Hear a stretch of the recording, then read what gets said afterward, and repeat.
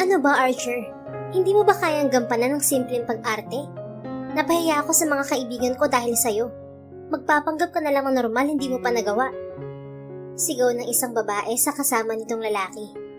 Naagaw nito ang atensyon ng mga customer sa restaurant kung saan nagtatrabaho si Marka bilang waitress. Lumapit si Marco sa table ng dalawa. Natandaan niyang masaya ang grupo sa table na yun kanina. May kanya-kanyang partner ang 5 babae. Halatang pinagmamalaki kanina ng galit na babae ang sinisigawan nitong lalaki ngayon. Pagkatapos kumain, nagpaalam na agad ang 4 na pares at naiwan ang 2. I'm sorry, Perry. Paumanhin ng lalaki. Napansin ni Marga na hindi ito nakatingin sa tinawag na Perry. Diretso lang ang tingin nito sa kawalan. Sorry? Maaalis ba ng sorry mo ang nangyari kanina, ha? Alam mo bang iniisip ngayon ng mga kaibigan ko? Iniisip nila na sinungaling ako.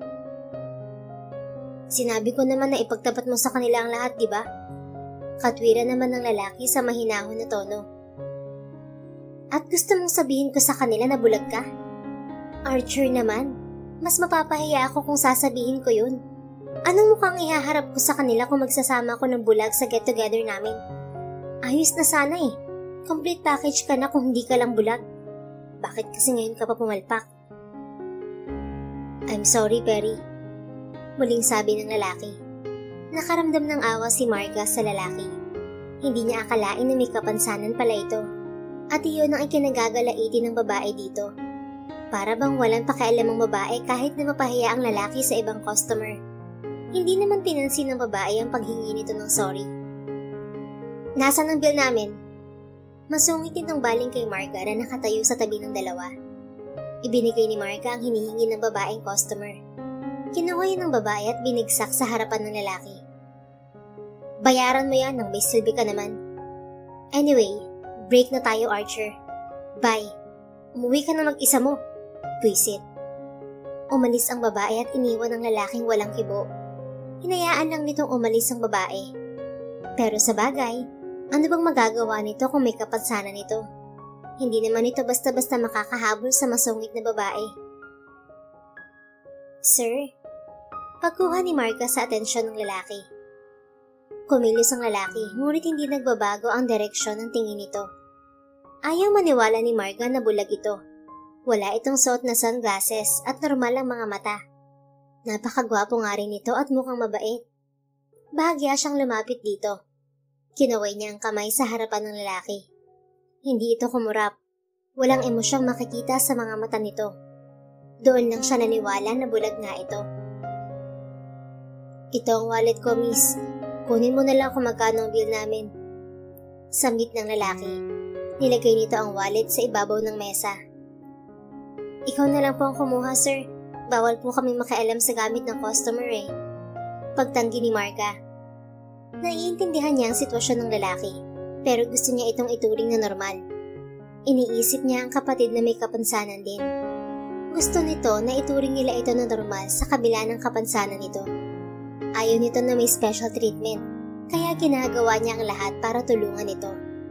Marahil ganoon din ang gusto ng lalaki. Kinapa ng lalaki ang nilagay na wallet sa mesa. Masimple namang inilapit ni Marga sa kamay nito ang wallet. Binuksan niya ng lalaki at humugot ng mga perang papel. Sapat na siguro yan, miss. Sambit nito bago ilagay ang pera sa mesa. Kinuha yun ni Marga. Binilang niya ang pera. Labis yun ng 6,000 para sa bill ng mga ito.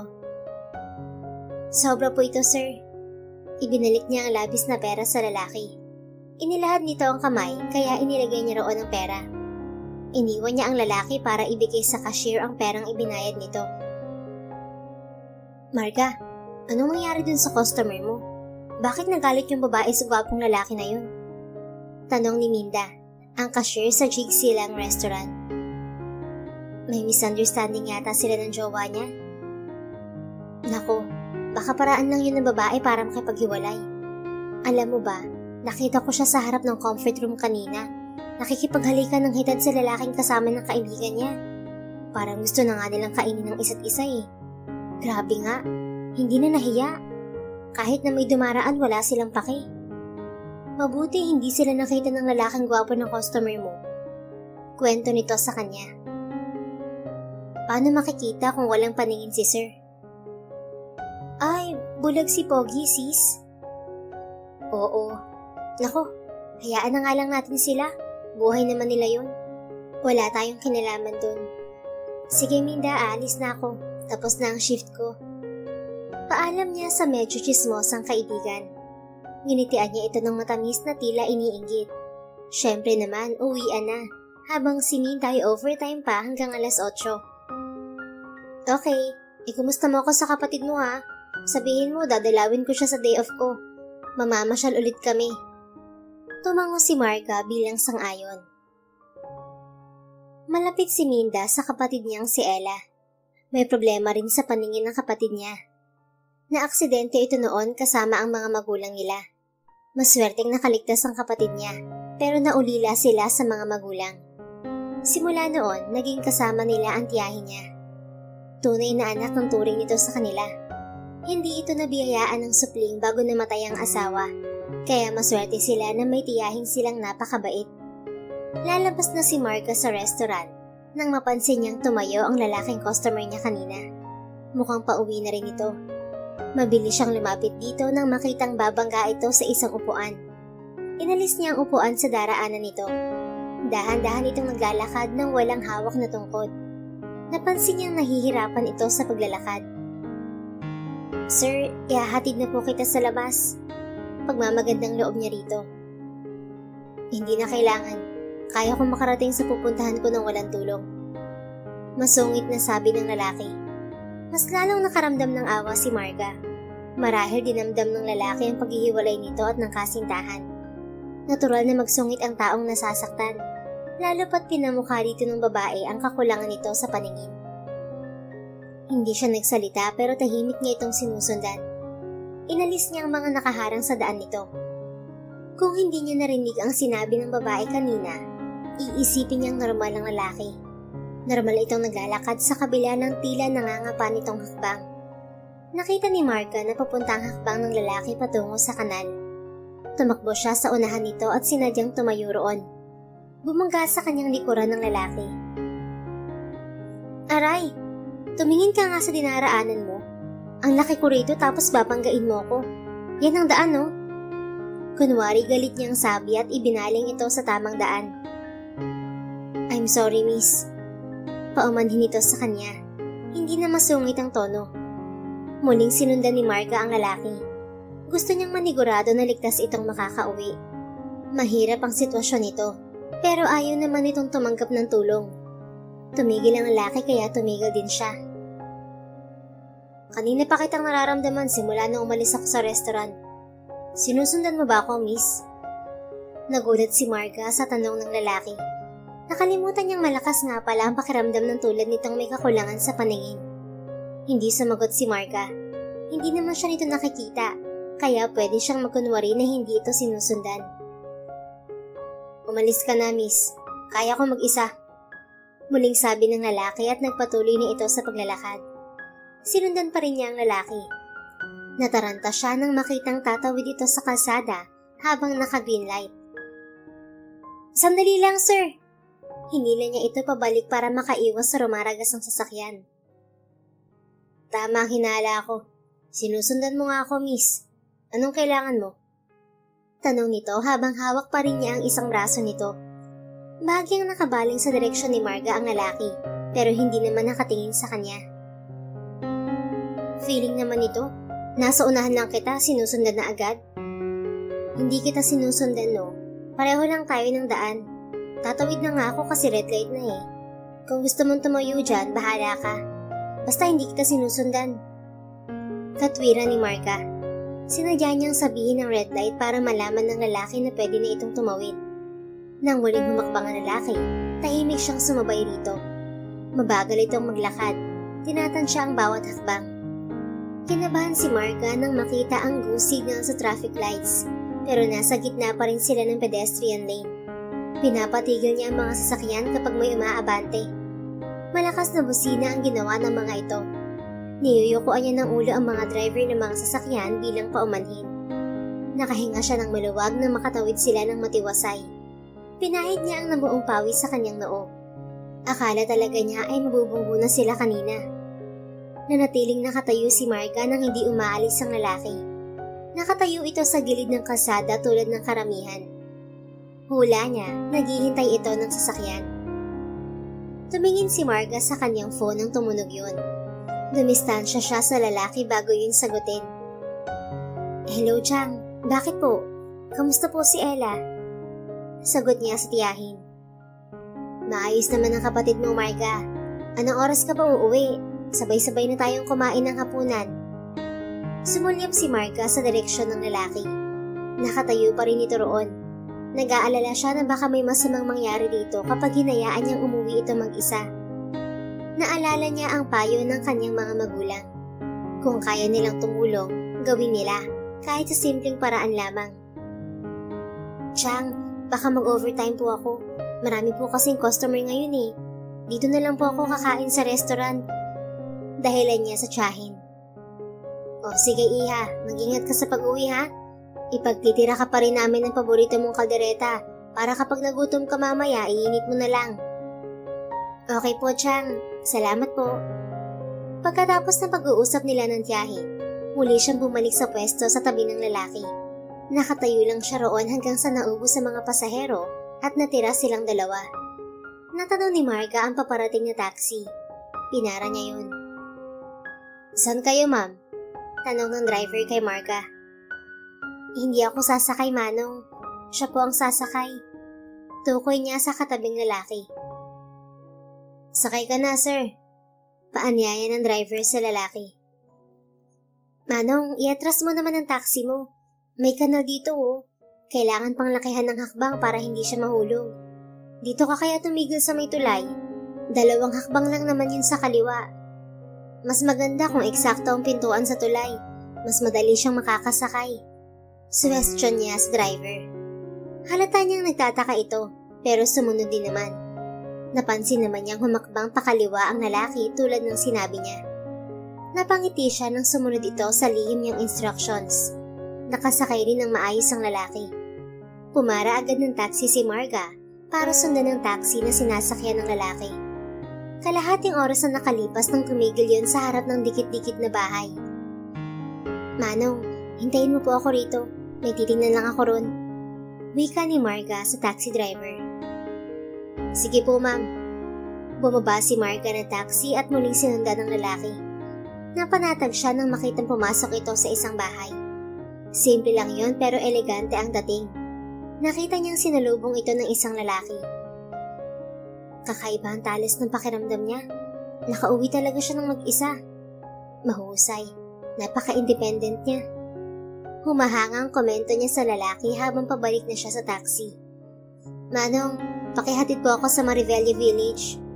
Agad niyang sabi sa taxi driver pagkaupo sa may backseat. Gulat namang tumingin sa kanya ang driver. Sikat ang village na yon sa buong bansa. Binansagan yon bilang happiest village of the country. Pero alam niyang hindi yun ang dahilan kaya nagulat ang taxi driver. Ang layo ng Marivelia rito, ma'am. Aabutin tayo ng 3 oras papunta ron. Magbabayad naman po ako, Manong. Sige na, ihatid niyo na po ako. Nakangiting kumbinsi dito. Kung alam ko lang po na dun ka pupunta, hindi na sana kita pinasakay. Reklamo nito bago napipilitang paandarin ng sasakyan. Hindi na siya nagsalita. Baka magbago pa ang isip nito at pababain siya. Mahihirapan na siyang makahanap ng masasakyan sa ganoong oras. Samantala, sabay-sabay na bumati ang 9 na lalaki pagpasok ni Archer sa bahay na nakita ni Marga na pinasukan niya kanina. Hindi iyon ang tirahan niya.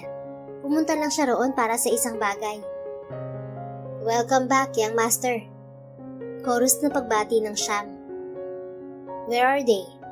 Seryosong tanong ni Archer. Nasa underground facility, sir. Naglakad si Archer patungo sa underground. Taliwas sa mahina niyang paglalakad kanina, malalaki ang hakbang niyang tinungo ang lugar. Namilog ang mga mata ng babaeng nakatali sa upuan nang makita siya. Maging ang kasama nitong lalaki ay hindi maitago ang gulat sa muka. Nakagapos pa itaas ang 2 nitong kamay. Archer? What's the meaning of this? Bakit kinulong mo kami rito? Kung ginagawa mo to para balikan kita, I'm sorry, pero hindi mangyayari yun. Ayoko na sa'yo. Tapos na tayo. Galit na sabi ng babae. May kasamang mga tauhan si Archer, kaya hindi pa nahahalata ng babae na nakakakita siya. I know we're done, Perry. And you're not here because I want to get you back. You're here because of one thing. Baliwala niyang sagot. What is it? To teach you a lesson for what you did. Lumapit si Archer sa lalaking kasama ni Perry. Mahigpit niya itong hinawakan sa muka. Humiyaw ang lalaki sa sakit. Archer, anong ginagawa mo? Bitiwan mo siya. Sigaw ni Perry.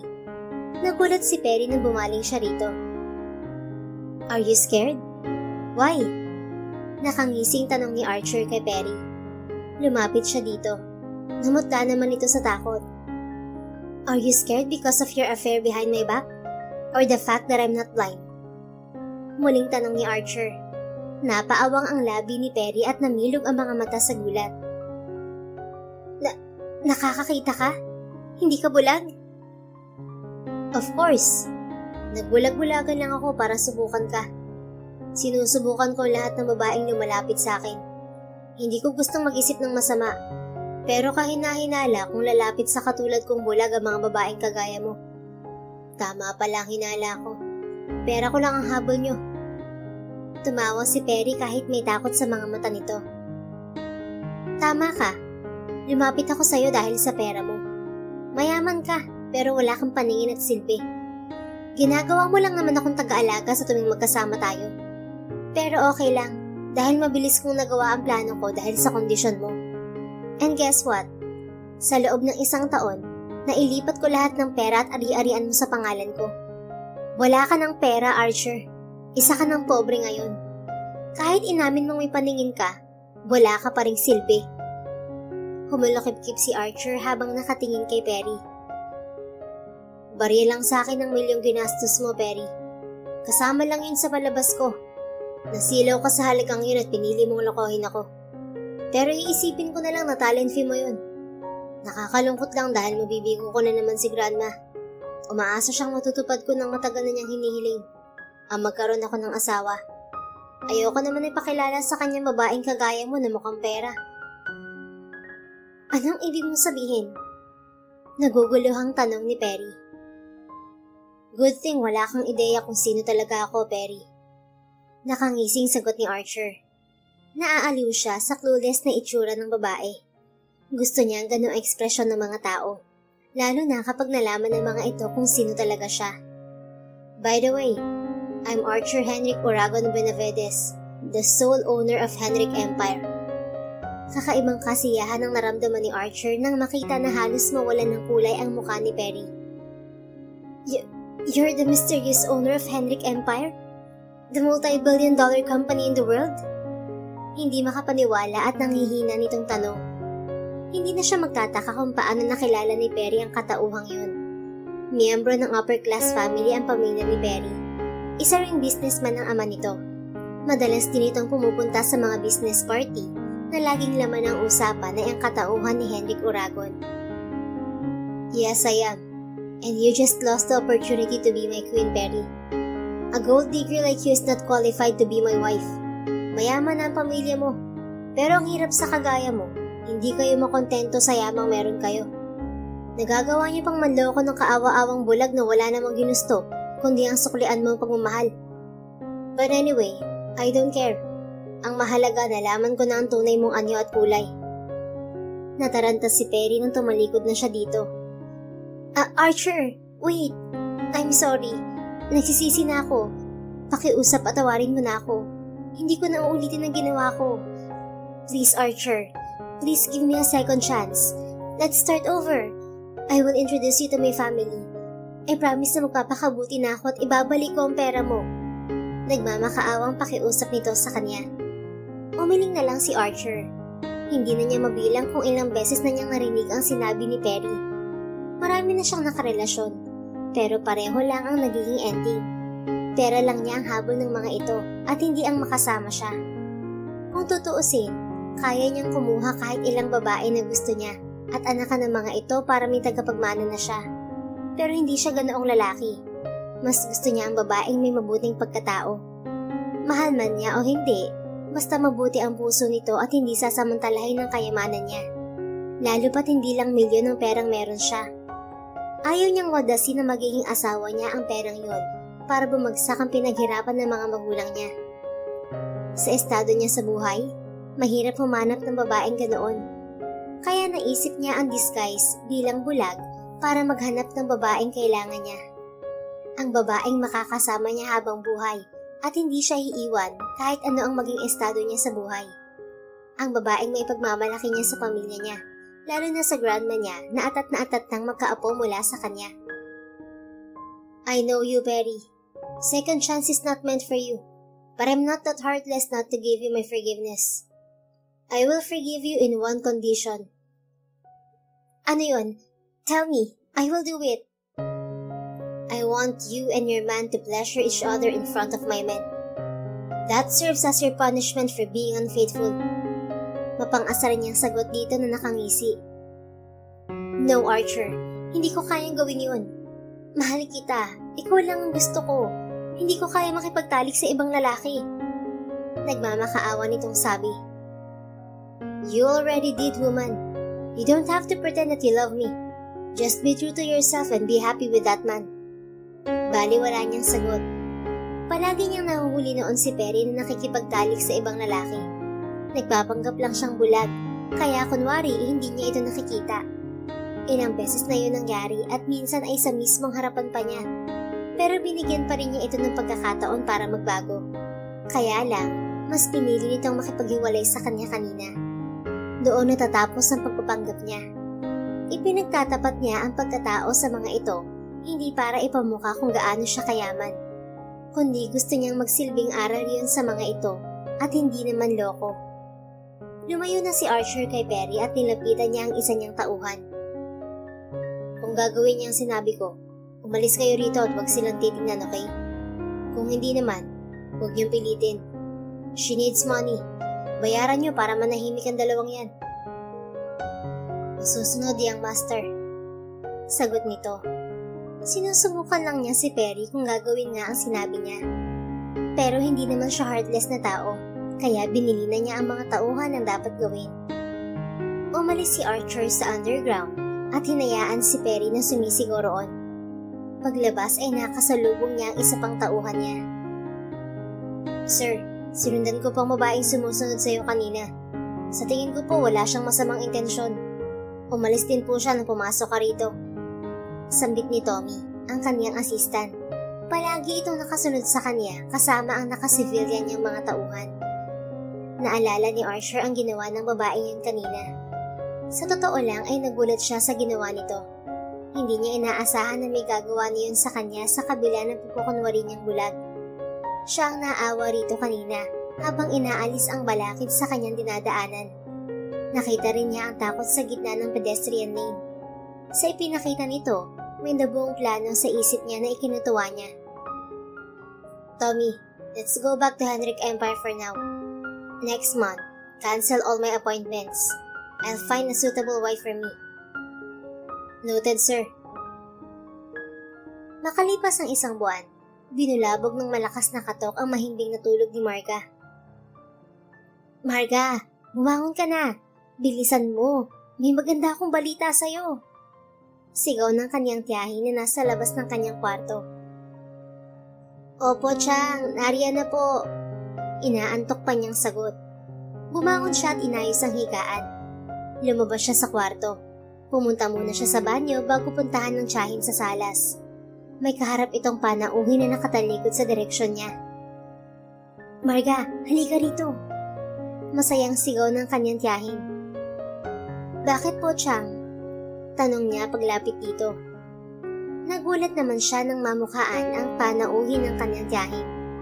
Ito ang lalaki may kakulangan sa paningin na sinundan niya isang buwan na nakakaraan. Pamangkin, siya si Archer. Mangungupahan siya sa boarding house natin. Isang buwan lang naman daw habang hinihintay niyang dumating ang kanyang kapatid. Pinalayas daw siya sa kanyang tinitirahan. Paliwanag ng tiyahin ni Marga. Malayo po ang tirahan niya. Paano po siya nakarating dito? Nagtataka niyang tanong.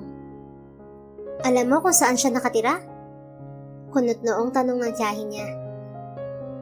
Kasi siyang mukhang malayo pong pinanggalingan niya. Baka gusto na niyang magpahinga. May kasama po ba siya? Palusod niyang katwiran. Wala siyang kasama. Hinatid lang siya dito ni Andoy. Katrabaho niya raw at naghahanap ng tirahan. Kilala ni Marga si Andoy. Kapitbahay nila yun na nagtatrabaho bilang masahista. May mga kaibigan nga itong walang paningin. Samahan mo na siya ron sa uupahan niya. Dahan-dahan lang ang pag-alalay sa kanya ha. Hindi rin siya nakakakita katulad ni Ella. Bulong ng kanyang tiyahin. Sige po, ako na pong bahala sa kanya. Sagot niya sa tiyahin. Hi Archer, ako si Marga, pamangkin ni Tia Roa. Halika na, sasamahan kita sa kabilang bahay. Paanyaya niya kay Archer. Maraming salamat Ma'am Roa. Mabait na pasasalamat ng binata sa ginang. Nako ang batang to, napaka-formal. Tia na lang ang itawag mo sa akin. Okay po, Tia. Malawak namang ngumiti ang tiyahin ni Marga nang tawagin itong Tia ni Archer. Para itong kinikilig sa sinabi ng lalaki. Ang gwapo niya, Marga, kahit na bulag. Pikutin mo kaya para makapag-asawa ka na. Wala ka rin namang nagugustuhan sa mga nirereto kong ka-blind date mo. Muling bulong ng kanyang tiyahin. Tumigil ka nga, Tiyang. Hindi ako pwedeng mag-asawa. Ayokong iwan kayo ni Ella. Pinagbibigyan lang naman kita sa mga blind date na yun para hindi ka magtampo. Itigil mo na rin po ang pagreto sa akin sa kung kani-kanino. Mamaya, palpak ka mapunta sa akin. Kawawa lang ako. Oo na, titigil na ako. Kasi nariyan na si Pogi oh. Hala, sige. Ihatid mo na si Archer para makapagpahinga na siya. Sige po. Tumayo si Marga. Lumapit siya kay Archer. Inalalayan niya itong maglakad. Hindi mo pa kabisado ang lugar namin. Mas mabuti kung may aalalay sa'yo. Sambit niya kahit hindi ito umiwas sa hawak niya. Pamilyar ang boses mo. Nagkita na ba tayo? Tanong ni Archer na kunwari ay hindi nakakita ang babae. Tumiki muna si Marga bago sumagot. Pangkaraniwan ng boses ko, marinig mo kung saan-saan. Ito palang tutuluyan mo. May maliit na sala dyan. 3 hakbang mula sa pintuan. Ang kusina nasa kaliwa. 4 hanggang 5 hakbang mula sa sala. 7 hanggang 8 hakbang naman mula sa pintuan. Ang kwarto ay nasa kanan. 10 hakbang mula sa pintuan, diretso lang ang lakad kung pupunta ka naman sa banyo. Mga 6 na hakbang mula sa pintuan, 5 kung magmumula ka sa salas, at 3 kung nasa kusina ka. Mabilis mong malalaman ng pasikot-sikot dito. Kung may kailangan ka naman, pwede mong pinutin ang buzzer na to para marinig namin. Hinawakan ni Marga ang kamay nito at itinuro ang buzzer sa gilid ng pinto katabi ng switch ng ilaw. Sadyang may buzzer roon dahil sa sitwasyon ni Ella. Doon sila nakatira noon nang maulila sa magulang. Iniiwan niya roon ang kapatid para makapagtrabaho siya. Lumipat lang sila sa bahay ng tiyahin nila nang mamatay ang asawa nito. Okay, salamat Marga. Iniwan ni Marga si Archer at bumalik sa bahay nila. Kailangan na niyang maghanda para pumasok sa trabaho. Tiyang, aalis na po ako. Paalam niya sa tiyahin matapos magayos ng sarili. Nagmamadali naman itong lumabas mula sa kusina. Marga, huwag ka munang papasok sa trabaho ngayon. Po? Bakit po? Samahan mo muna si Archer. Bibili raw siya ng gamit niya. Hindi ko naman siya pwedeng samahan. Matanda na ako at hindi tatagal sa paglalakad. Hindi rin pwede si Ella. Ikaw lang ang pwedeng sumama sa kanya. Kawawa naman kung mag-isa siyang pupunta sa pamilihan. Ganun po ba? Sige po, Chang. Tatawag na lang ako sa restaurant para magpaalam. Tulad ng sinabi ni Marga, tumawag siya sa manager ng restaurant para magpaalam. Pumayag naman ito kapalit ng double shift niya kinabukasan. Archer, nasan ka? Tawag ni Marga pagkarating sa tinutuluyan nito. Napansin niya ang tumagas na tubig sa kusina galing sa banyo. Hindi pa kasi napapalitan ng gripo roon kaya laging tumatagas. Pumunta siya roon para punasan ng sahig.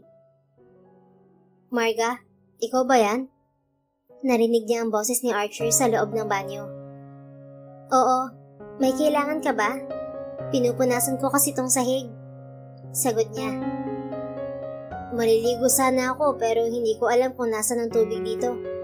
Pwede mo ba akong tulungan? Ay, sorry. Hindi ko na ituro sa'yo kung paano buksan ang gripo.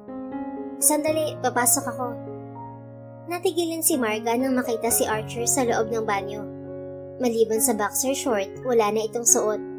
Kitang-kita niya ang maganda at perpektong hulma ng katawan nito. Malamang kahit bulag ito ay mahilig ring mag-ehersisyo. Mabilis siyang lumabas sa banyo, pero aksidente niyang naapakan ng basang sahig. Nadulas siya at natumba. Aray ko po, lintik na abs yan, pinapahamak ako. Nakangiwi niyang reklamo. Marga, ayos ka lang ba? Anong nangyari sa'yo? Tanong ni Archer. Ayos lang ako. Pinunasan ko lang ang basang sahig. Baka kasi madulas ka paglabas mamaya. Katwiran niya habang tumatayo. Bakit may narinig akong bumagsak?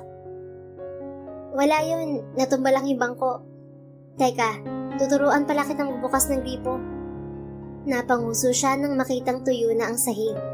Nasipsip na ng kanyang damit ang basa roon. Kainis, damit ko pang naging instant basahan mong sahig ka. Bulong niya sa walang humuwang na sahig. Huminga siya ng malalim nang muling pumasok sa banyo. Archer, lapit ka rito. Bahagya niya itong inilalayan palapit. Ayaw niyang madistract sa katawan nito, kaya umiiwas siya ng tingin. Napalaki ang hakbang ni Archer kaya lumapat ang katawan nito sa kanya. Bigla naman siyang umatras. Dahil hawak niya ang braso ni Archer, nahila niya ito. Muli itong humakbang palapit, kaya napasandal siya sa pader. Archer, lumayo ka ng konti. Wala nang space sa likuran ko eh. Naiipit din ako. Bahagya niya itong itinulak sa dibdib, pero hindi ito gumalaw. Nagulat si Marga nang gumalaw ang mata ni Archer. Nakatingin ito ng diretsyo sa mga mata niya. Kinaway niya ang kamay sa harap nito pero hindi yun kumukurap. Sinubukan niyang sundutin ng daliri ang isa nitong mga mata.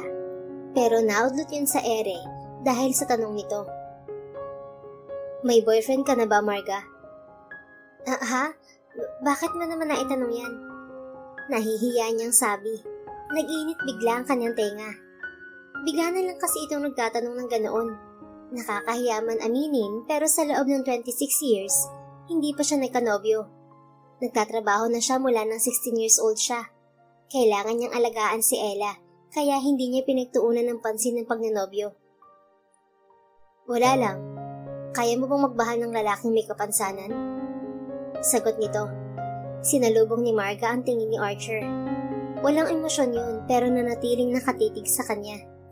Wala siyang ideya kung nakikita siya nito o nagkataon lang na nakatingin ito sa kanya. Kung papipiliin ako, mas gusto ko ang normal. 16 years old ako nang mawala ang mga magulang namin ni Ella. 13 years old naman si Ella nang mawala ng paningin. Wala kaming sapat na pera para patignan siya sa espesyalista. Nakalaan ang buhay ko para sa kanya. Wala akong planong magmahal lalo na kung may kapansanan. Baka mamatay ako ng maaga sa paghahanap buhay. Paano naman sila kapag nawala ako, di ba? Kumunot ang noo ni Marga nang mapansin ang pagdaan ng emosyon sa mga mata ni Archer. Kinusot niya ang mga mata para malinaw yung makita, pero wala na yung emosyon. Baka na malikmata lang talaga siya. Paano kung isang araw matagpuan mo ang sarili mo na nagmamahal ng may kapansanan? Anong gagawin mo? Sandali siyang napaisip. Hindi niya alam kung bakit tinatanong ni Archer ang mga bagay na yun sa kanya. Pero kung iisipin mo buti, isa lang ang sagot niya. Hindi ko alam, Archer. Mahirap ang unahan ng damdamin. Kung malalim ang pagmamahal ko sa kanya, titiisin ko ang hirap makasama lang siya. Pero kaya ko rin siyang tiisin kung komplikadong sitwasyon. Hindi ko uunahin ng puso ko kung kapalit niyon ay masasaktan ako. Tapat niyang sagot. Nagulat si Marga nang masilayan ang ngiti sa labi ni Archer. Umawang ang labi niya sa pagkamangha. Turuan mo na ako kung paano magkakatubig dito, Marga. Nakangiti nitong sabi. Sige. Inalalayan niya si Archer palapit sa pader kung saan nakalagay ang gripo. Ito ang gripo ha. Alisin mo lang ang kahoy na nakasuot sa butas. Ibalik mo lang ang kahoy kapag tapos mo nang gamitin ng tubig. Ganun lang kasimple. Maligo ka na. Magpapalit lang ako ng damit. Babalikan na lang kita rito mamaya. Nakangiti niyang sabi. Salamat, Marga. Walang anuman. Ilang minuto ang nakalipas. Magkasama na si Archer at Marga. Nakatayo sila sa gilid ng kalsada para maghintay ng jeep. Ano bang kailangan mong bilhin? Tanong ni Marga kay Archer. Damit. Sagot ni Archer. Pwede naman siyang magpadala ng damit kay Tony, pero isa ito sa kanyang paraan para subukan si Marga.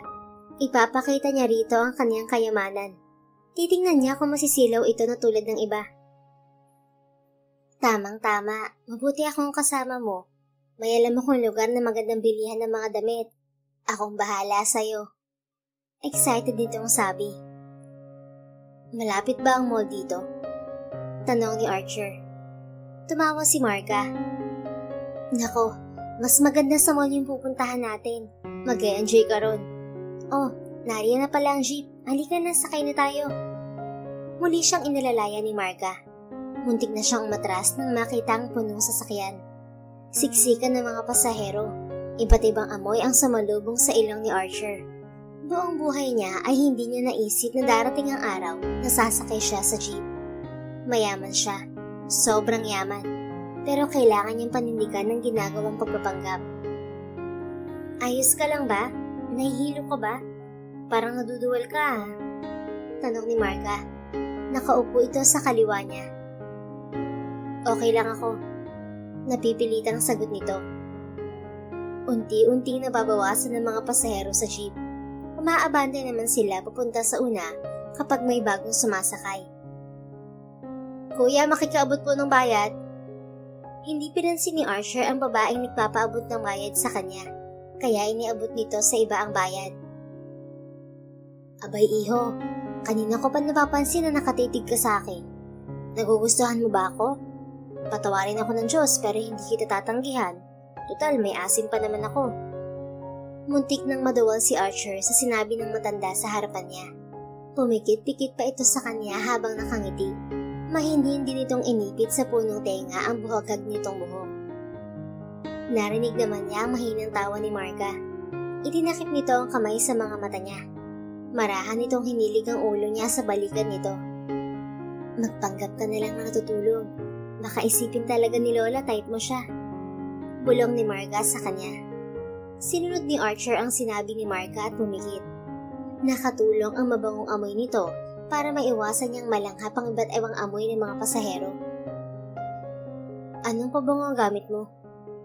Tanong niya kay Marga. Masarap kasi sa ilong ang amoy na yon. Baby cologne. 30 pesos lang yan sa palengke. Ang bango no? Parang nakaka-relax ang amoy. Yeah, it's comforting. Mahina niyang sabi. Napa-English na siya.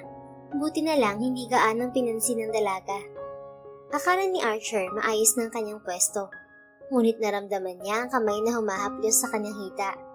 Bigla siyang umupo ng tuwid nang gumapang ang kamay nito patungo sa pagkalalaki niya. Mahigpit niyang hinawakan yun. Ouch! Harassment! Hinaharas niya ako! Manyak! Matinis na sigaw ng lalaking may malambot na boses. Bading pala ito. Mabilis namang binitiwan ni Archer ang braso nito. Napatingin tuloy lahat ng pasahero sa gawin nila. Hoy bakla, ikaw ang humahaplos kay Pogi. Ikaw ang nangaharas sa kanya. Hindi ko ang type niya, no? Ako. Kanina pa siya nakatingin sa akin, no? Sansala ng matanda na nasa harap niya. Ito rin ang nagpapakit sa kanya kanina pa. Hoy tanda, wala ka ng katas kung may karengking ka pa. Aba, maawa ka naman sa tuhod mo. Ganting sigaw ng bakla dito. Natatawa na lang si Archer sa isip. Archer, palit tayo ng upuan. Umusod ka na lang dito, tatayo ako. Bulong ni Marga sa kanya. Tumayo ito para magpalit sila ng pwesto. Manong para po. Sigaw ng isang pasahero. Nawala ng balanse si Marga sa biglaang pagpreno ng jeep. Maagap naman niya itong inalalayan para hindi matumba. Hinawakan niya ito sa bewang at kinabig palapit. Napaupo ito sa kandungan niya at napasandal sa dibdib niya. Ganoong posisyon, para na niya itong yakap mula sa likuran. Nakadama siya ng kakaibang daloy ng kuryente sa katawan. Actually, unang kita pa lang niya kay Marga sa restaurant ay nakita na siya dito. At kanina nga sa banyo ng paupahan ay mas natitigan niya ito ng maigi. Tapos ngayon ay napakandong ito sa kanya. Parang ayaw na nga niya itong alisin sa kandungan niya. Kumapit si Marga sa hawakan ng jeep bago nagsalita. Archer, pwede mo na akong bitiwan. Okay na ako, salamat. Marahan niyang inalis ang dalawang braso sa tiyan ni Marga. Umalis ito sa kandungan niya at umupo sa dating pwesto. Napansin pa niya ang pamumula ng mukha nito at pagpaypay ng kamay sa sarili. Paulit-ulit din itong bumuntong hininga at nag-iiwas ng tingin sa kanya. Wala sa sariling napangiti si Archer habang lihim niya itong pinagmamasdan. She finds her cute and attractive sa simpleng ginawa nito. Naisip niya na malamang ay nahihiya ito sa kanya. Pagkarating sa pupuntahan, tila nanghina si Archer nang makita ang lugar. Maraming dikit-dikit na stall, kumpulang mga tao at maingay na recorded voice na nagbibigay impormasyon sa presyo ng mga paninda ang naroon. First time niyang makarating sa ganoong pamilihan. Ito bang sinasabi ni Marga na mas maganda pa sa mall? Nasaan tayo? Bakit maingay rito? Tanong ni Archer. Wala siyang ideya kung anong lugar ang pinuntahan nila. Ito ang ukay capital ng bansa. Maraming imported na damit dito, pero mababa lang ang presyo. Maganda na ang kalidad, mura pa. Tara na, ngayon ang dating ng bagong delivery dun sa suki ko. Bilisan natin para makapili tayo ng magaganda. Nanlumo si Archer nang hilahin siya ni Marga. Sumiksik ito sa gitna ng mga tao. Nakipag-agawan sa mga damit, nakipagtawaran sa presyo, nakipag-away kapag nauunahan. Sumakit ang ulo niya habang pinagmamasdan ito. Archer, nagugutom ka na ba? Kumain muna tayo bago umuwi. Sambit ni Marga bitbit ang 4 na plastic bag na puno ng mga damit mula sa ukay-ukay. Are you done? Oo, magaganda ang mga napili ko. Lalaban ko muna bago ibigay sa'yo. Why? Nagtataka niyang tanong. Ganun talaga kapag binili sa ukay. Kailangan mo ng labahan bago suotin. Akala ko ba imported yan? Bakit kailangan pang labahan bago isuot? Hindi mo pa alam kung ano yung ukay? Mga second hand ang binibenta rito. Itong mga binili kong damit, ginamit na to ng iba at binenta rito. Imported sila pero mas murang halaga sa tunay na presyo. Napangiwi si Archer sa paliwanag ni Marga. Hinding-hindi niya isusuot ang mga damit na yon. Bigla siyang nandiri at nakaramdam na tila nangangati sa isiping magsusuot siya ng used clothes from other people. At paano kung patay ng may-ari ng mga damit na yun? O kaya may galis? O anumang sakit sa balat? Ay, napasubo ata ako sa babaeng to ah. Masyado naman siyang praktikal. Nasabi na lang ni Archer sa sarili habang nakatitig sa kausap. Kumain muna tayo, Archer. Pinagsama nito sa isang kamay ang 4 na plastic. Hinawakan nito muli ang braso niya tulad ng ginagawa nito habang naglalakad sila. Ako na magdadala ng mga plastic na yan. Presenta niya rito. Para kasing nabibigatan ito sa mga dala nito. Napaka-gentleman naman niya kung hahayaan niya ito. Pwede namang magbitbit ng pinamili ang isang bulag. Hanga na talaga ako sa lakas ng pakiramdam mo. Nalaman mo agad na may dala akong plastic. Hindi na ako tatanggi sa alok mo. Mabigat talaga ang mga binili ko. Oo nga pala, may sukli pa ang 1,000 na binigay mo. Ibabalik ko ang sukli sa'yo mamaya. Hindi pwede dito kasi baka maagaw ng snatcher. Ang dami pa namang tao ngayon dito. Nakangiti nitong sabi. Nagtaka naman, ngunit hindi na nagsalita si Archer. Marahil ganoon talaga kababa ang presyo sa tindahan na yon. Sa dami ng binili ni Marga, may sukli pa siya. Hindi niya inasahan yun. At lalong hindi niya inasahan na may balak pang ibigay ng dalaga ang sukli sa kanya. Sa lahat ng nakarelasyon niya, ngayon lang ata siya mabibigay ng sukli sa pinaubaya niyang pera. Ang iba na gaya ni Perry ay nililimas pa nga ang laman ng wallet niya kapag ang mga ito ang pinapakuha niya ng pera sa wallet. May allergy ka ba sa kahit anong pagkain? Tanong ni Marga habang naglalakad sila. Wala naman. Bakit? Mabuti naman kung ganun. Kakain tayo sa Eat All You Can. Libre ko na to sa'yo. Masaya nitong sabi. Hindi na, Marga. Ako na magbabayad. Ako ang humiling na samahan mo ko. Nakakaya naman kung gagastos ka pa. Wala yun. Pa-welcome ko na lang sa'yo. Dito na tayo kakain. Dahan-dahan ka sa paghakbang ha. May mataas na semento sa daan. Marahan siya nitong hinila papasok sa isang maliit na kainan. Napakunot noo si Archer. Hindi niya gusto ang lugar. Malayong malayo yun sa pinakasimpleng restaurant na napuntahan niya. Kamay ang gamit ng mga tao sa pagkain. Walang kahit anong utensils. Upo ka muna rito, mag-order lang ako. Marahan siyang pinaupo ni Marga. Nakita niyang excited itong itsura patungo sa nakahilerang pagkain. Nakita rin niya nang magbigay ito ng 100 pesos sa kahera. Kumuha ito ng tray at naglagay ng mga pagkain. Punong-puno yun nang bumalik ito sa mesa nila. Inilatag dito ang pagkain sa mesa. Akala niya ibabalik nito ang tray, kaya ito umalis. Pero nagulat siya nang kumuha na naman ito ng pagkain. Hindi siya pamilyar sa mga putahe. Itsura pa lang, nagdududa na siya kung masarap yun. Kumain na tayo, hugasan mo rito ang mga kamay mo. Inilubog nito ang kamay niya sa palanggana na naroon sa gilid ng mesa nila. Marahan itong kinusko sa mga kamay niya. Ginagawa yun ni Marga habang nakatingin sa mga pagkain. Hindi nito napansin ang paglamlam ng kanyang mga mata dahil sa ginagawa nito. Nagustuhan niya ang marahan nitong paghaplos sa kamay niya. Unang araw pa lang nilang magkasama, pero pakiramdam niya matagal na silang magkakilala. Magaan itong kasama at hindi niya nakikita na nahihirapan ito sa pag-alalay at pag-asikaso sa kanya. Kumain na tayo. Masaya nitong paanyaya. Nag-alay muna ito ng dasal bago sumandok ng pagkain. Nilagyan din ito ng pagkain ng plato niya. Anong klaseng pagkain to, Marga? Kinakapa niya yon para hindi ito maghinala na nakikita niya ang kulay itim na pagkain sa plato niya. Dinuguan yan. Masarap yan. Tikman mo. Bestseller yan dito. Yan ang unang nauubos kaya kumuha ako ng marami.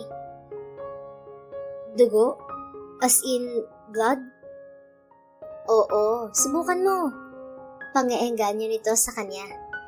Nakita ni Archer ang ganado nitong pagkain, kaya sinubukan niya rin kumain. Sa unang subo, hindi pa niya makuha ang lasa nun. Sinubukan niya sa pangalawa, pangatlo, hanggang hindi na niya mabilang kung ilang subo ang ginawa niya. Namalayan na lang niyang naubos na ang pagkain sa mesa kasunod ng pagbigay niya. Excuse me. Paumanhin niya. Tumawa si Marga. Nakita niya ang ngipin nitong may nakasingit na itim. Tumawa rin siya nang makita yon.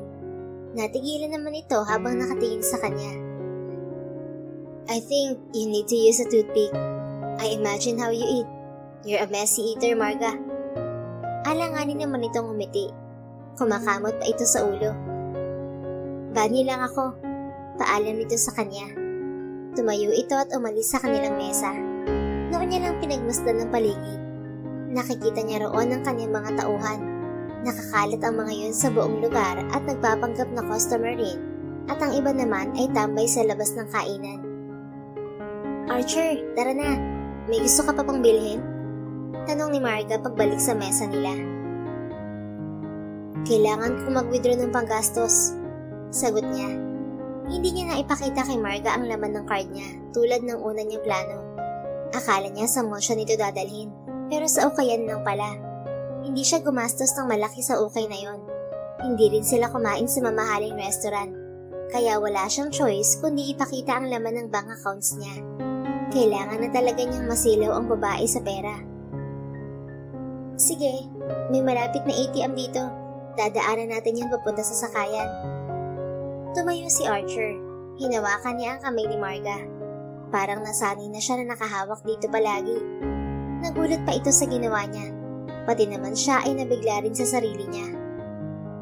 Hindi pa ba tayo aalis? Tanong niya na hindi nakatingin kay Marga. Aalis na. Tara na. Inalis nito ang pagkakahawak niya at ito ang humawak sa kanyang braso para alalayan siya. Nang Nang makarating sa tapat ng ATM machine, pumila sila ni Marga. Matigas silang naghintay. Ilang tao ang hinintay nilang matapos bago pa sila makapindot. "Nasaan ang card mo?" tanong ni Marga sa kanya. Dinukot ni Archer ang inihanda niyang card. Pinili niya talaga ang may malaking deposit para ipakita kay Marga. Sinabi na rin niya ang PIN code rito. Namilog ang mga mata ni Marga sa nabungaran na balanse sa ATM ng binata. "Oh my God! Ang laki ng pera mo rito, Archer! Paano ka nagkaroon ng ganyang pera? Kinita mo ba yan sa pagmamasahe ng ilang taon?" Oo. Ang galing naman. Masinop ka pala sa pera. Parang gusto ko na rin maging masahista kung ganito kalaki ang pwede kong maipon ah. Teka, baka pwede ako mag-apply ron. Pabulong na sabi nito sa kanya. "Umalis na ako ron sa pagmamasahe. Hindi kita matutulungan." "Sayang naman.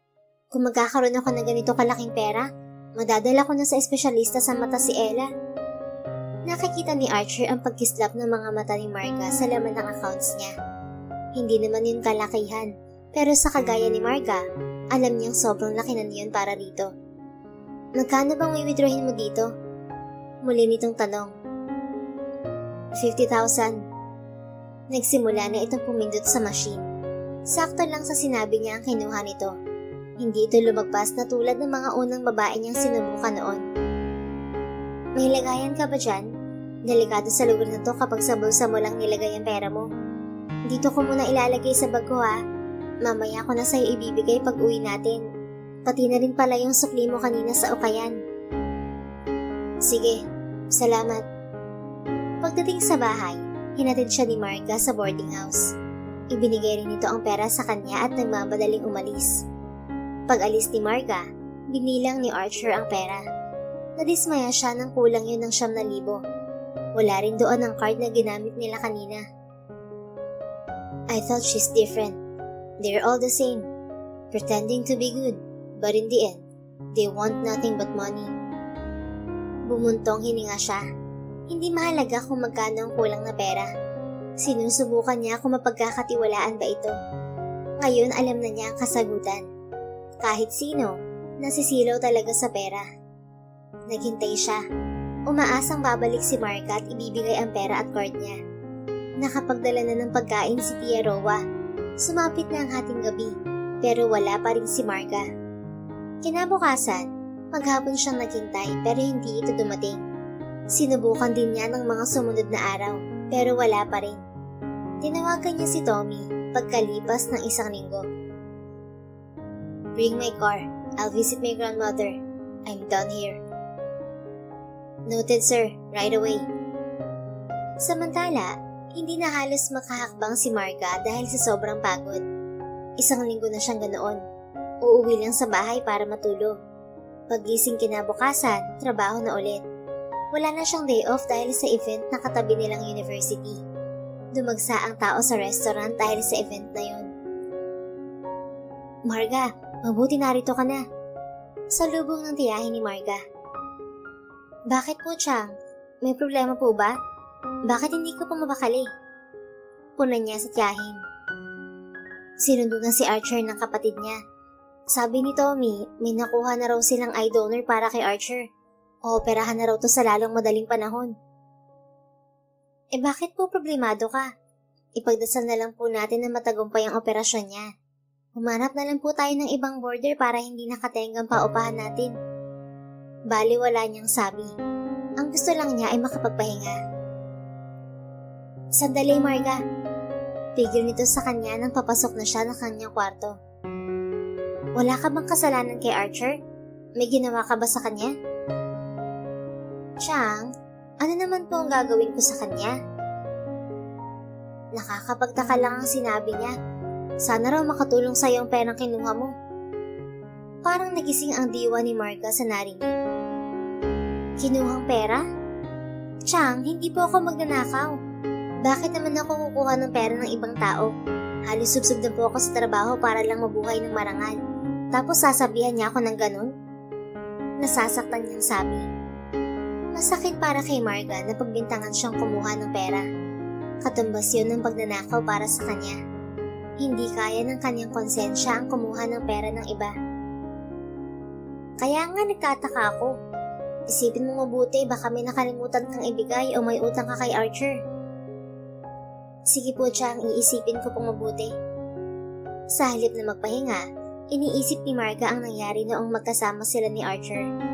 Sigurado siyang ibinigay niya rito ang perang winidraw sa ATM. Nagmamadali siyang umalis noon dahil biglang sumakit ang tiyan niya.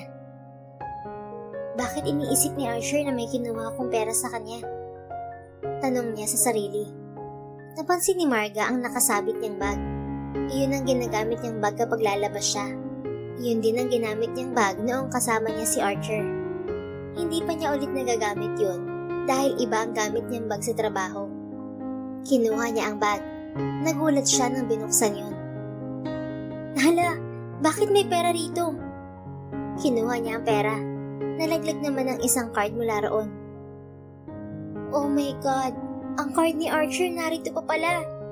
Akala tuloy niya kinuhaan ko siya ng pera. Siguro iniisip niyang sinamantala ko ang kalagayan niya. Dapat ko tong ibalik sa kanya. Kailangan ko siyang hanapin. Desisyon niya sa sarili. Walang sinayang na oras si Marga. Pinuntahan niya si Andoy para itanong si Archer. Wala naman itong ideya kung nasan ito. Sinubukan niya ring puntahan ng bahay na inuwian nito noon, pero wala si Archer roon. Ilang beses niyang pinuntahan ng bahay pagtapos ng trabaho niya, pero walang tao roon. Hindi siya mapapanatag kapag hindi na ibalik ang pera sa totoong may-ari. At lalong hindi siya mapapanatag na magnanakaw ang tingin ni Archer sa kanya. Kailangan niyang linisin ang pangalan niya sa binata. Sa kabilang banda, 2 linggo nang nananatili si Archer sa Grand Villa ng kanyang lola. Doon na rin niya ginagawa ang kanyang trabaho. Sir, pinapatawag ko po ni Madam Ana sa kanyang silid. Magalang na sabi ni Tommy. Pinatay ni Archer ang laptop. Sigurado siyang maglalambing na naman ng kanyang lola. Wala na siyang nagagawang trabaho kapag kasama niya ito. Sir, muling sabi ni Tommy. Anything else, Tommy? Tanong niya sa assistant. Tungkol po kay Miss Marga Junicio. Hinahanap ko po niya sa house facility natin. Ilang beses na po siyang na-detect ng ating surveillance camera room. Sa tingin ko po may kailangan siya sa'yo. Just let her. Titigil din yun. Bali wala niyang sagot. Nagtungo si Archer sa kwarto ng kanyang lola. Nakangiti ito nang pumasok siya. Apo, samahan mo naman ako mamasyal sa hardin. Malambing nitong sabi. Ngumiti si Archer at lumapit sa kanyang lola. Inalalayan niya itong sumakay sa wheelchair. Itinulak niya yon patungo sa hardin. Paborito nito ang mga bulaklak. Ito ang dating nag-aalaga sa mga halaman. Pero dahil sa katandaan, tumigil na ito. Caretaker na lang ang nag-aalaga sa hardin nito. Ito ang unang bulaklak na ibinigay ng iyong lolo sa akin. Sa simbahan kasi kami unang nagkita. Nakangiti nitong sabi habang hinahaplos ang bulaklak ng sampagita. Ikaw, Apo, may binigyan ka na ba ng mga bulaklak? Wala pa po, Lola. Wala pang nakakapasa sa pagsubok ko. Sambit niya. Alam ng kanyang lola ang ginagawa niyang pagpapanggap na bulag. Suportado siya nito sa kabila ng mga bilin nitong mag-ingat siya. Ang tinutukoy nito ay ang tinuturuan niya ng leksyon pagkatapos ng kanyang relasyon sa mga babae. Natatakot ito na baka balikan siya at gantihan. Bakit hindi mo hayaan ng puso mong magdesisyon, Apo? Hayaan mong yun ang humanap ng babaeng makakasama mo habang buhay. Kung hindi makita ng iyong mga mata, hayaan mong maramdaman ng iyong puso. Samahan mo rin ang dasal para dalhin ka niya sa tamang tao.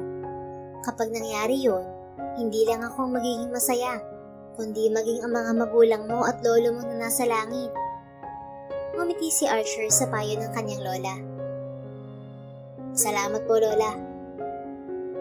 Walang anuman, Apo. Hihintayin kong ipakilala mo sa akin ng babaeng yon. Huwag kang mag-alala. Malakas pa ako para maghintay. Mahihintay ko pa rin ang magiging apo ko sa inyo. Tanging ngiti ang isinagot ni Archer sa kanyang lola. Kahit hindi nito sabihin, alam niya nang hihina na ito. Iyon ang tangi nitong hiling sa kanya bago lumisan sa mundo. Ang makilala ang babaeng dadalhin niya sa altar at makakasama habang buhay. Naging abala si Archer sa kanyang mga negosyo ng mga sumunod na araw. Ginambala naman siya ng nagmamadaling si Tommy. Bigla itong pumasok sa kanyang opisina sa kabila ng mahigpit niyang bilin na huwag siyang iistorbohin. Sir, seryosong tumingin si Archer sa kanyang assistant. Make sure it's important to disobey my order, Tommy. Yes, sir. Hawak po ng mga tauhan natin si Miss Junicio ngayon. Inakyat niyo po ang house facility para makita ka. Hinilot ni Archer ang sentido. Akala niya titigil na si Marga, pero 3 linggo na raw itong bumabalik sa house facility. Hindi pa ito nakontento. Inakyat pa nito ang bahay. Ano daw ang kailangan niya? Tanong ni Archer habang nakapigit na hinihilot ang sentido. May naiwan ka raw po sa kanya. Card at 9,000 pesos. Kailangan raw niyang maibalik sa'yo yun. Napamulat si Archer at muling tumingin kay Tommy. Yun ang dahilan kaya siya bumabalik sa house facility? Gulat niyang tanong. Yes, sir.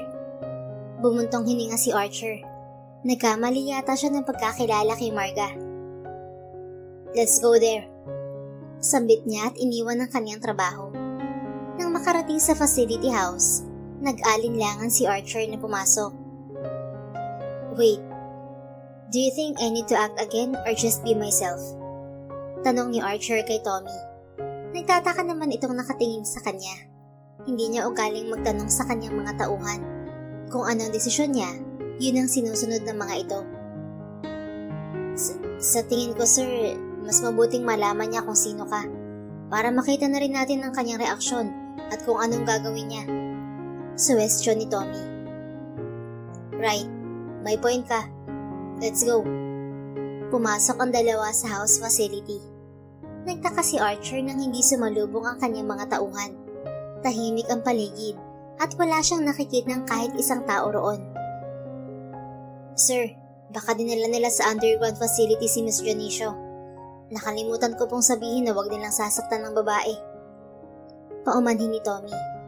Halos takbuhin na ni Archer ang underground. Nag-aalala siya sa maaaring gawin ng mga tauhan niya. Malayo pa lang, naririnig na niya ang ingay mula roon. Nagtaka siya na hindi sigaw, kundi tawanan ang naririnig niya. Tong Eats, talo na naman kayo. Masayang sigaw ni Marga. Talo na naman? Pang-5 talo na natin ah.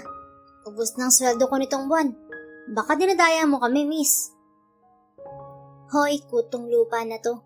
Sabi ko naman sa inyo na master ako sa kahit anong laro sa baraha, pero lumaban pa rin kayo. Tapos ngayon akong sisisihin nyo? Akin na ang bayad nyo, bilis. Walang mangungupit. Kukutusan ko kayo. Pangdagdag to sa operasyon ng kaibigan ko. Matutuwa si Archer dahil mas lalong lumago ang pera niya. Bilis, akin na. Ang babagal magbayad. Kinabig nito ang nakalatag na pera sa mesa. Sir, totoo bang nakikita ko? Naglalaro sila ng baraha at hindi nila pinahirapan si Miss Junicio? Bulong na tanong ni Tommy. Tumigil sila bago pa makalapit sa mga tauhan at kay Marga. Hindi sumagot si Archer. Naantig ang damdamin niya sa sinabi ni Marga. Iniipon nito ang panalong pera para sa operasyon niya. Totoo bang kaibigan mo siyang... Ibig kong sabihin, si Archer? Kaibigan mo talaga siya? Tanong ng isang tauhan ni Archer. Oo nga, ang kulit niyo naman eh. Kanina ko pa sinasabi na kaibigan niya ako. Ayaw niyo namang maniwala. Kung hindi ko pa pinakita ang card niya, hindi niyo ako paniniwalaan. Naniniwala na kami. Kaya nga nakipaglaro na kami sa'yo para hindi mo sabihin sa kanya na kiniladkad ka namin papunta dito. Sinampal ka pa ng isa kong kasama. Quits na tayo ha. Ang sakit kaya ng... Who slapped her? Dumagundong ang boses ni Archer na pumutol sa sasabihin ni Marga. Mabilis namang tumayo ang mga tauhan niya. Yumuko ang mga ito at bumati sa kanya. Young Master, who dared to slap her? Muling tanong ni Archer. Archer! Sigaw ni Marga. Nakangiti itong lumapit sa kanya. Bumaling ang tingin niya rito. Umikting ang panga niya nang makitang namumula ang pisngi nito. Ewan ba niya, pero nagagalit siya sa isiping sinaktan ito ng mga tauhan niya. Archer, nakakakita ka na? Magaling na mga mata mo? Masaya nitong tanong. Normal ang mga mata ko, Marga. Hindi ako totoong bulag. Niloko ko lang kayo na bulag ako dahil... Ano ka ba? Hindi mo kailangan magpaliwanag. Mabuti hindi ka totoong bulag. Masaya ako dahil hindi mo dinanas ang hirap na naranasan ni Ella. Mahirap maging ganun. Pero hanga ako sa'yo. Ang galing mo magpanggap ha.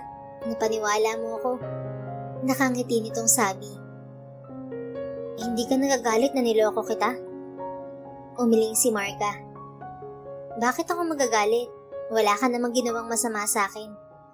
Minsan kasi kailangan nating magbulag-bulagan para hindi tayo masaktan. Hindi lahat ng nakikita ay totoo. Baka yun ang dahilan mo kaya nagpanggap ka.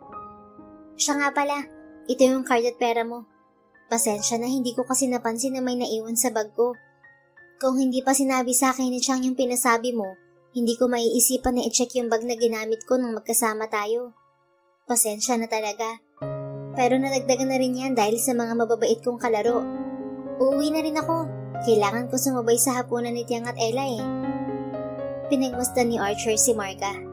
Hindi niya nakakita ang kahit anong sama ng loob sa mga mata nito. She's pure and innocent. Ihahatid na kita. Sasabay rin ako sa hapunan niyo. Sambit niya at hinila ito palabas. Ha? Sandali. Hindi na ito makapagreklamo nang ipasok niya sa kotse. Pinaharurot niya yun hanggang sa makarating sa tirahan nito. Hindi makapaniwala si Tia Rowa habang nakatingin kay Archer.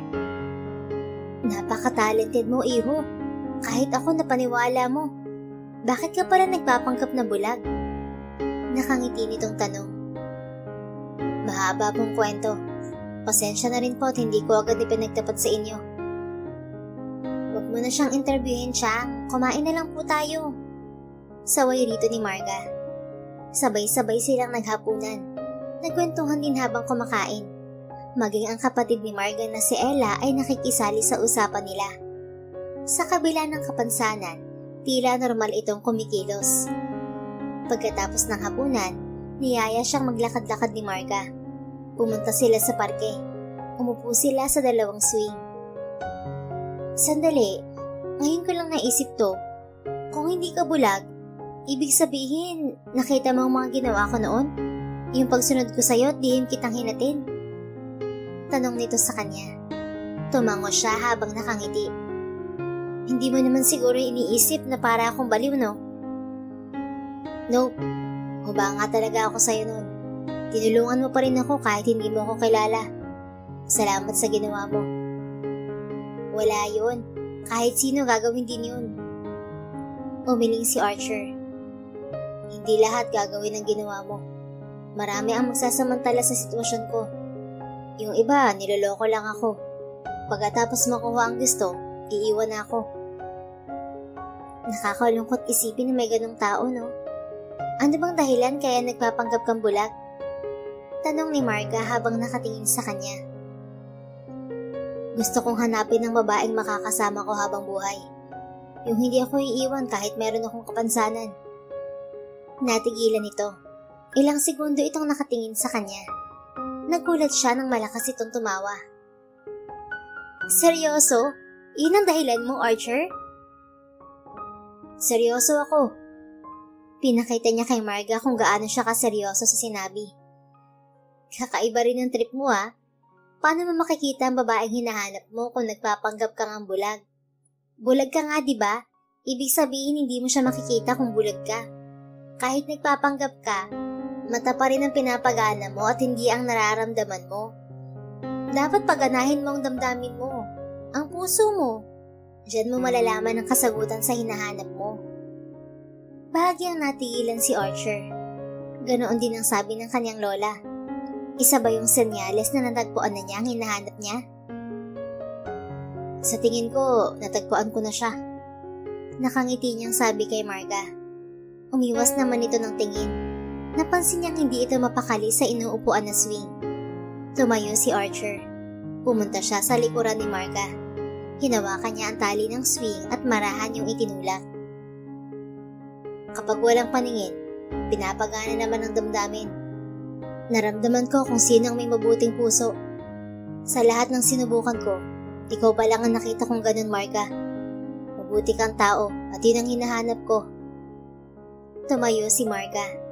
Hinarap siya nito na may alinlangan ng ngiti sa labi. Nagtataka si Archer kung bakit ganoon ang reaksyon ni Marga. Dapat matuwa ito sa kanyang sinabi, pero taliwas ang pinapakita nito. Hindi porke nakapasa ako sa pagsubok ng sinasabi mo, ako ng babaeng hinahanap mong, Archer. Masyado pang maaga para sabihin mo yun. Malay mo, nakatsamba lang ako.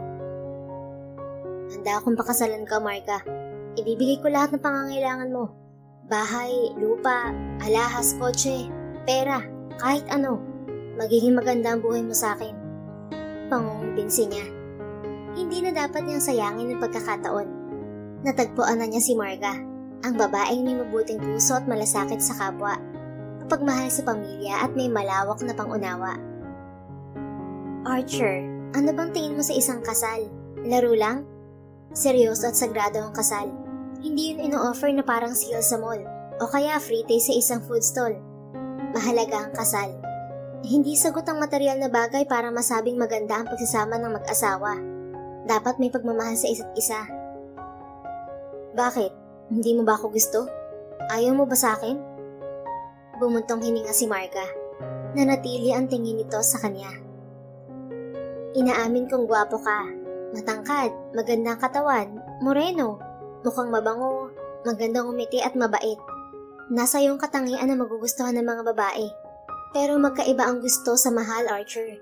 Hindi sapat ang pagkagusto para humantong sa kasal. Ibig sabihin, gusto mo na ako? Tumikim ito at umiwas ng tingin. Oo. Gusto pa lang at hindi mahal. Walang mali siya. Gusto ko ang pagiging mabait mo noon. At nagustuhan ko na ipinagtapat mo sa akin ang totoong pakay mo sa akin. Ngumiti si Archer. Lumapit siya lalo kay Marga. Hinawakan niya ang baba nito at marahang ibinaling sa kanya. Lagyan natin ng mali siya ang pagkagusto mo sa akin. Unti-unti niyang inilapit ang mukha kay Marga. Namilig naman ang mga mata nito at biglang itinulak ang mukha niya. Ano ba, Archer? Huwag mo akong takutin ng ganyan. Baka palitan ng takot ang pagkagusto ko sa'yo. Taranta nitong sabi. Tumawa naman si Archer. Unang beses na may tumanggi sa paghalik niya. Mukhang mahihirapan talaga siya kay Marga. Desidido pa naman siyang mahalin ito. Alright, starting tomorrow I will court you. Whether you like it or not, you have no choice but to love me. Pinal niyang sabi. Grabe, lakas ng fighting spirit ah. Hindi porke kung fu master ka, gaganyanin mo na ako ah. Kaya rin kitang sipain dyan sa ano mo. Kumunot ang noo ni Archer. Kung fu master? Nagtataka niyang tanong. Oo, tinawag kang young master ng mga estudyante mo kanina, diba? Unti-unting pumasok sa isip ni Archer ang tinutukoy nito. Malakas siyang tumawa nang maintindihan ang gustong iparating ni Marga. Akala nito nagtuturo siya ng kung fu dahil tinawag siyang young master ng mga tauhan niya. I never thought you're this funny. I'm not a kung fu master. Ano? Akala ko pa naman kung fu master ka. Pinaglolo ko yata ako ng mga nakalaro ko sa Tongits ah. Search about Henrik Oragon, the owner of Henrik Empire. Then you will know who I really am.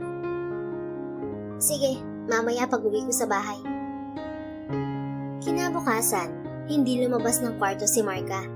Ilang beses na siyang pinuntahan ng kanyang tiyahin, pero nanatili siya sa kwarto niya. Hindi rin siya pumasok sa trabaho. Iniiwasan niyang makita si Archer na nasa bahay nila ngayon. Tinupad nito ang sinabi sa kanyang niligawan siya, pero naiilang siya nang malaman ang totoo nitong pagkatao. Sinearch niya kasi sa internet ang sinabi nitong pangalan, kaya nanliit siya. Para lang siyang alikabok sa totoo nitong buhay.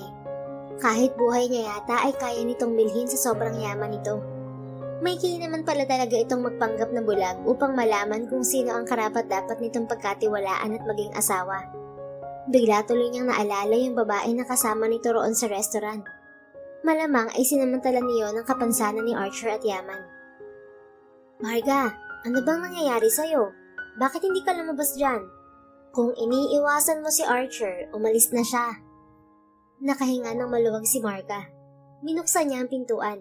Nanunuring mata ng kanyang tiyahin nang sumalubong sa kanya. Naiintindihan kong itong unang beses na may nanligaw sa'yo.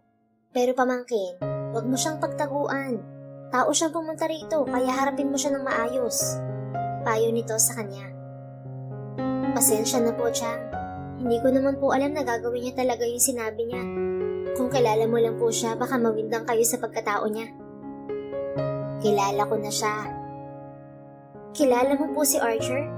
Paano mo po siya nakilala? Gulat niyang tanong. Hindi naman marunong gumamit ng kahit anong gadgets ang tiya niya, kaya imposibleng makilala nito si Archer.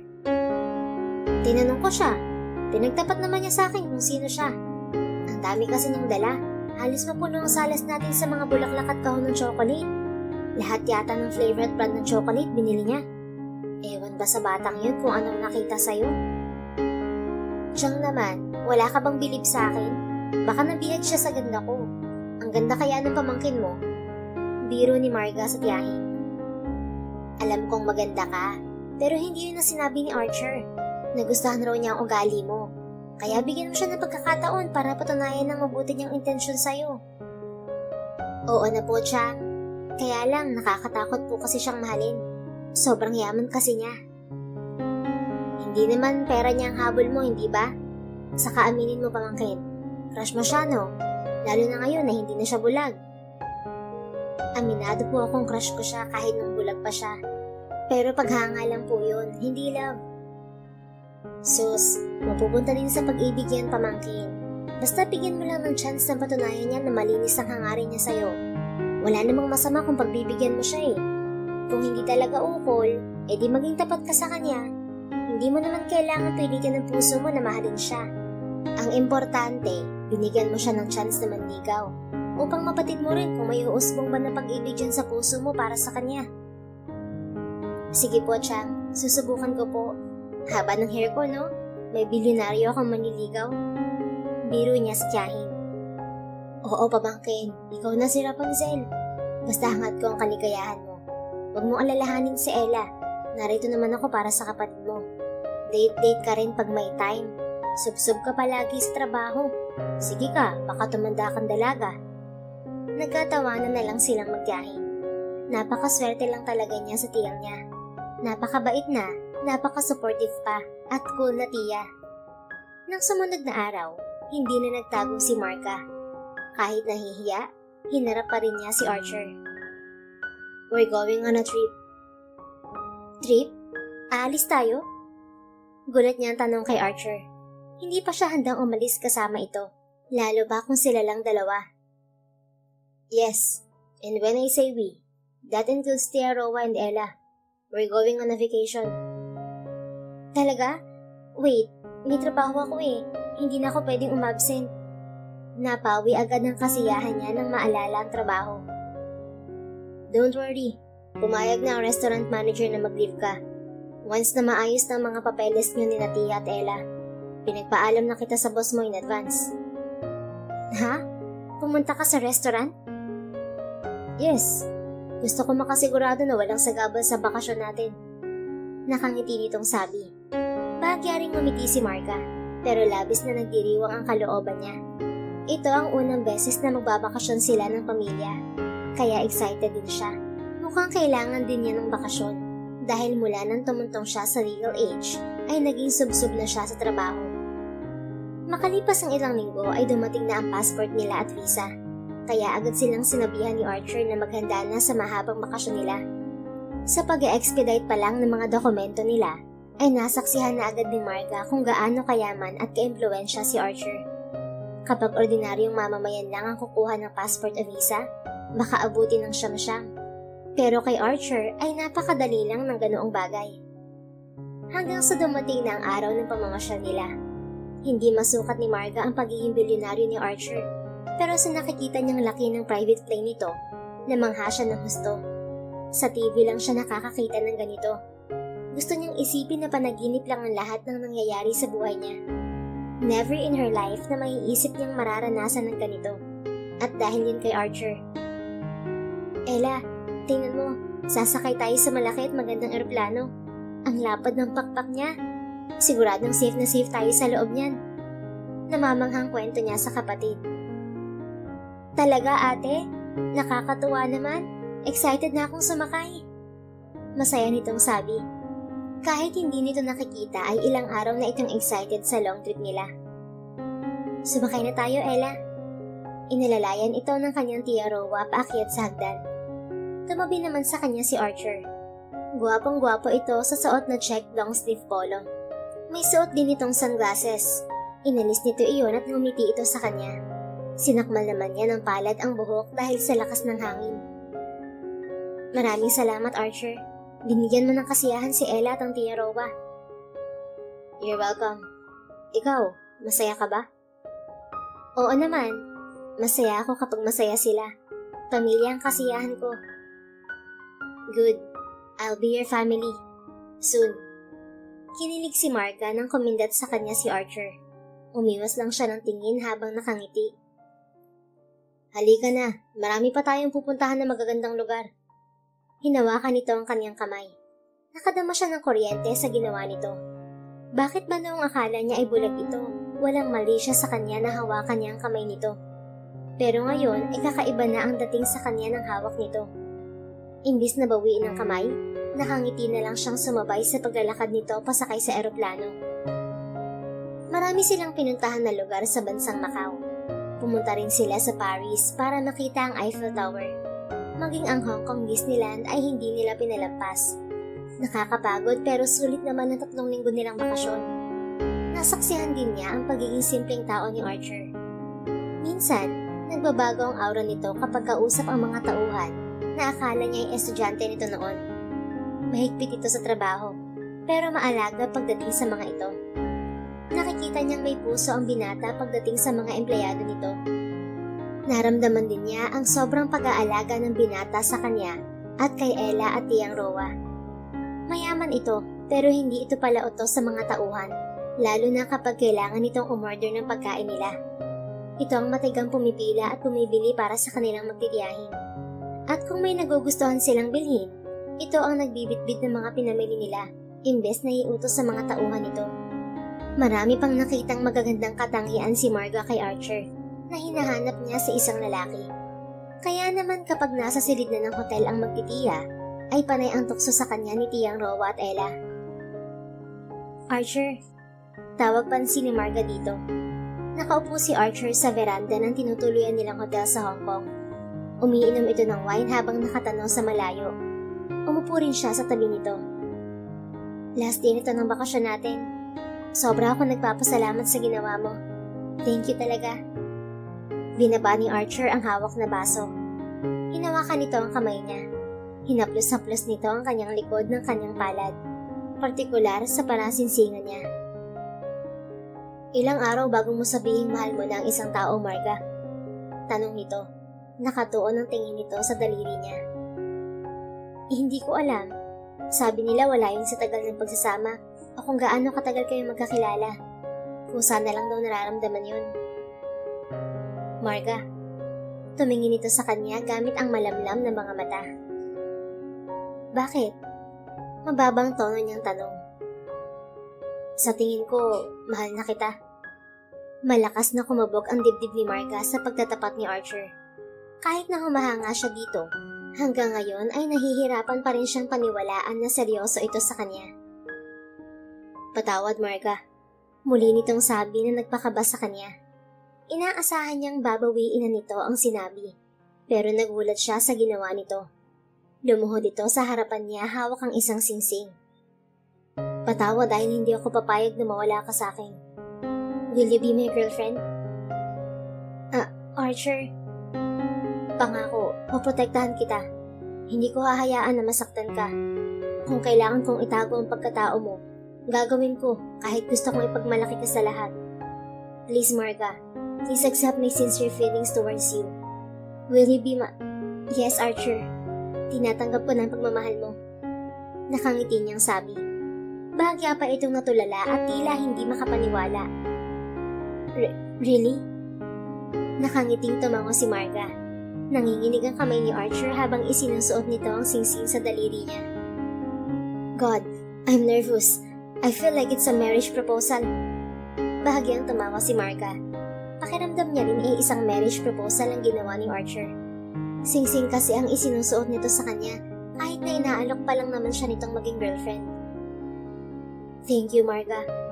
Hinalikan nito ang likod ng kamay niya. Hinila siya nito palapit at niyakap. Salamat din, Archer. Salamat sa pagtanggap mo kahit hindi tayo magkapantay ng estado sa buhay. Sagot niya habang nakayakap dito. Bahagya siya nitong inilayo. Nakangiti ito nang tumingin sa kanya. Pwede ba kitang halikan? Nagulat siya at kinabahan, pero marahan siyang tumango. Pumikit si Marga nang lumapat ang labi ni Archer sa kanya. Magaan lang yon, pero nararamdaman niya ang pagmamahal at respeto. Nagbigay yon ng kasiyahan sa kanyang puso. I love you. Masuyo nitong bulong sa kanya. Nagmulat siya ng mga mata. Mahal din kita. Nahihiya niyang sabi. Hindi siya bukas sa sariling damdamin, pero sigurado siyang iyon ang nararamdaman niya. I know.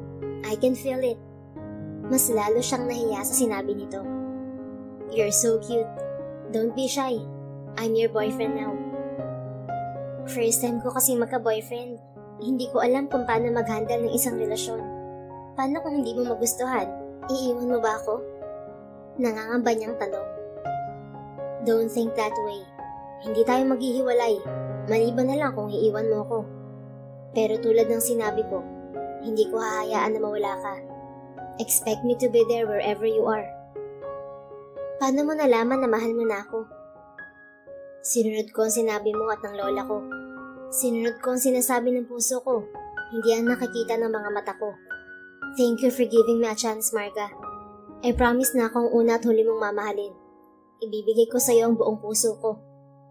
Naging panatag si Marga sa mga sinabi ni Archer.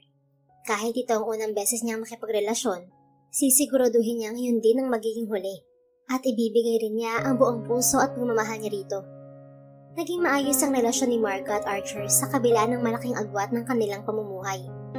Sa loob ng 2 taon, hindi hinahayaan ni Archer na maramdaman ni Marga na mababa ito kaysa sa kanya.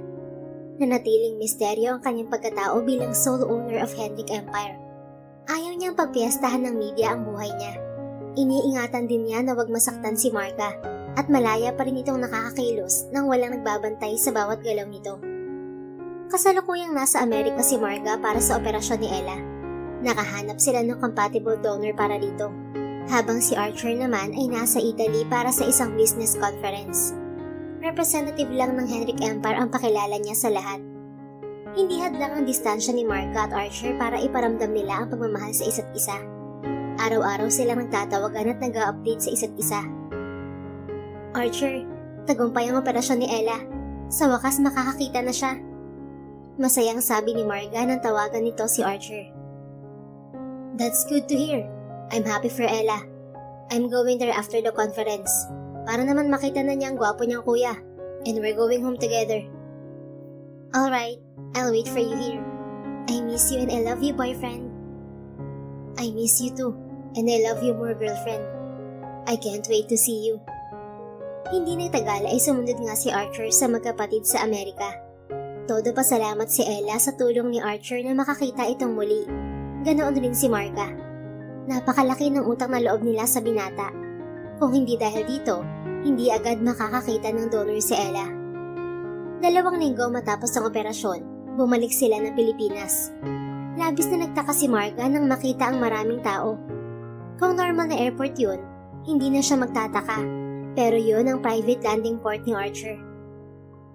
Anong meron? Bakit ang daming tao? Tanong ni Marga kay Archer. Nakikita niya sa kumpulan ang kanyang tiyahin kasama ang lola ni Archer. Nakangiti ang mga ito sa kanila. Magka-close ang dalawa. Manang-mana si Archer sa kabaitan ng lola nito. Umuna na si Ella sa kanila at naglakad patungo sa 2 matanda. Look up, girlfriend. See that plane? Turo ni Archer sa lumilipad na eroplano. Huminto sila sa paglalakad at sinunod ni Marga ang sinabi nito. Yes, why? In 3 seconds, may lalabas dyan. Ha? May tatalon ba mula sa eroplano? Just wait, girlfriend. In 3, 2, 1. Pagkatapos ng bilang ni Archer, lumabas ang malaking banner mula sa eroplano. Napasinghap siya nang makita ang nakasulat sa banner. "Will you marry me, girlfriend?" Tumingin si Marga kay Archer nang sambitin nito ang nakasulat mismo sa banner. Nakaluhod ang isa nitong tuhod habang hawak ang isa na namang diamond ring. Mas malaki ang bato nun kaysa sa unang singsing na ibinigay nito noong sinagot niya ito. "Of course, I will marry you, boyfriend. My soon-to-be husband." Nakangiti niyang sagot. "I love you so much, girlfriend. My soon-to-be wife."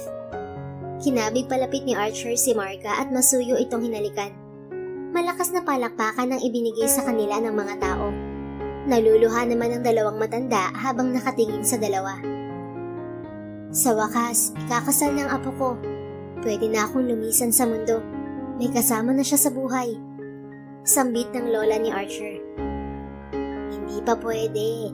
Kailangan pa nating alagaan ang magiging apo natin sa kanila. Hintayin mo namang magkaanak sila." Biro ng tiyahin ni Marga dito. "Tama ka. Hindi pa ako pwedeng mamatay. Mag-aalaga pa ako ng mga apo sa tuhod." Nagtawanan ang dalawang matanda. Hindi naman matawaran ang pagmamahal ni Marga at Archer para sa isa't isa. Nakikita yon kung paano sila tumingin sa isa't isa. After 1 month ay kinanap ang simpleng kasal nila sa garden ng mansyon ng lola ni Archer. Hindi na sila nagkasaya pa ng panahon. Makalipas ang 4 na linggo ng kasal nila, ay agad nilang nalaman na magkakababy na sila. Napakasaya ni Archer dahil sa wakas, natupad na rin niya ang pangako niya sa lola niya na makahanap ng babaeng pakakasalan at mabigyan ito ng apo bago man lang ito lumisan sa mundo. Napatunayan ni Archer na real love is only enjoyable when it's reciprocated. Kahit na magpanggap siyang bulag o isiwalat man niya ang yaman niya sa isang babae, kung hindi naman siya mahal ng babaeng mahal niya, hindi pa rin siya masaya. Mahirap pilitin ng puso, nasasaktan lang siya.